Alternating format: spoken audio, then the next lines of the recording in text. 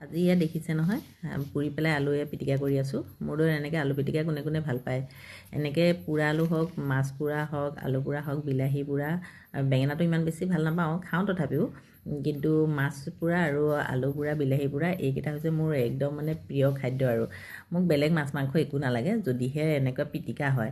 আৰু মই গাঁৱৰ ঘৰলৈ যেতিয়া যাওঁ তেতিয়াতো মই ঘৰত আৰু তাতে চৌকা যিহেতু সদায় বনায়েই থাকোঁ, আৰু ইয়াতো মই এয়া বাহিৰত পানী গৰম কৰা চৌকা আছেই যিহেতুকে, সেইকাৰণে এয়া ধুনীয়াকৈ মই আলু পুৰি ল'লোঁ। আজি আলু পুৰি পেলাই এনেকৈ পিঁয়াজ, আদা আৰু ধনিয়া পাত ধুনীয়াকৈ কুটি লৈছোঁ। কুটি লৈ পেলাই তাৰপিছতে এয়া কেইটামান জলকীয়া, মই কিন্তু জলকীয়া বেছিকৈ খাওঁ, আৰু এনেও পিটিকা চিটিকাত জলকীয়াটো বেছিকৈ দিলে মানে খুব ভাল লাগে। খুব জ্বলা হ'লেহে ভাল লাগে। মই চাটনিয়ে হওক, চব্জিয়ে হওক, আমি জলকীয়াটো এনেও বেছিকৈ খাওঁ।